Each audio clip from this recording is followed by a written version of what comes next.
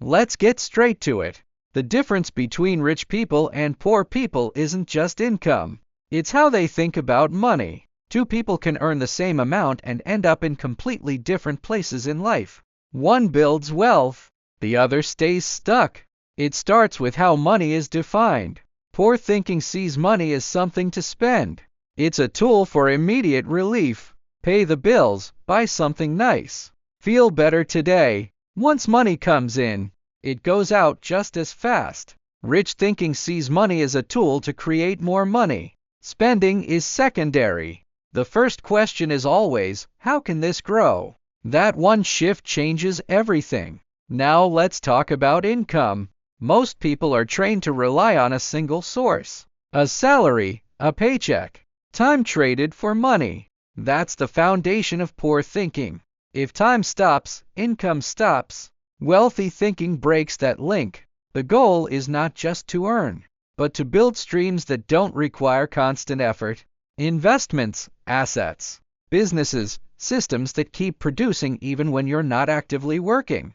That doesn't happen overnight, but the mindset comes first. Next, risk. Poor thinking avoids risk completely. Stability feels safe. A steady job, predictable income. No surprises, but that safety has a cost. It limits growth. Rich thinking understands that avoiding all risk is actually the biggest risk. Money loses value.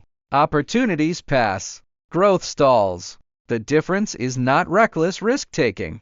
It's calculated risk. Learning, researching, then making moves that have upside. Another major difference is how mistakes are viewed. Poor thinking fears mistakes. One bad decision feels like failure. So decisions get delayed or avoided entirely. Rich thinking expects mistakes. They are part of the process. Every loss carries information. Every failure teaches something that improves the next move. That's why wealthy individuals often move faster. They're not waiting for certainty. They're acting, adjusting, improving. Let's talk about spending. Poor thinking spends first and saves what's left. If anything is left, rich thinking flips that. Invest first, pay yourself first.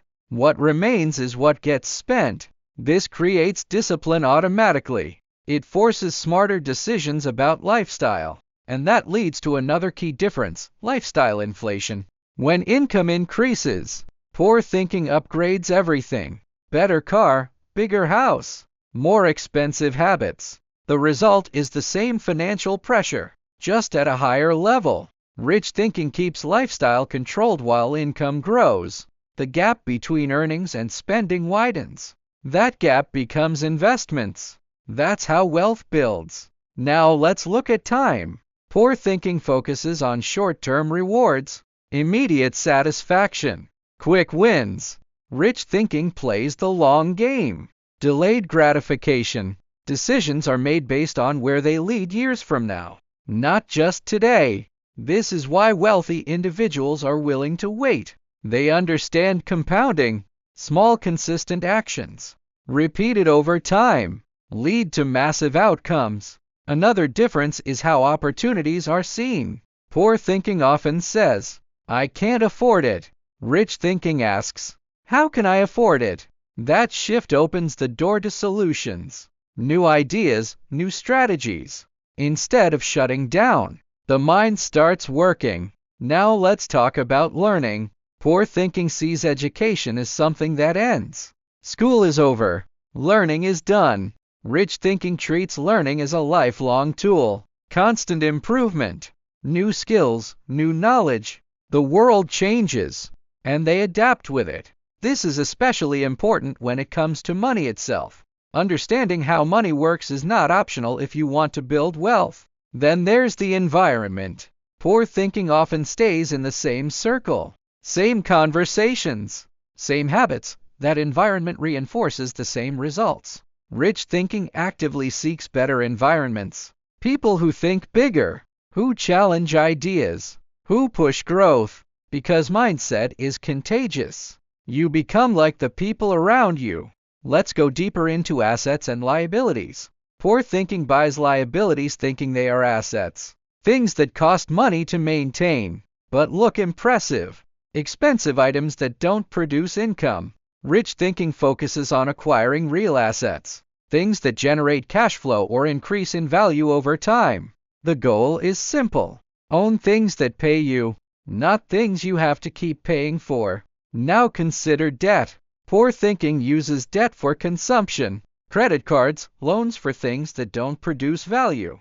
Rich thinking uses debt strategically, as leverage, to acquire assets that can generate returns. The same tool, used in completely different ways. Another key difference is control. Poor thinking feels controlled by money, stress, pressure, constant worry. Rich thinking aims to control money. Decisions are made calmly, strategically, with a clear plan. That control comes from knowledge and discipline. Let's talk about goals. Poor thinking often has vague goals.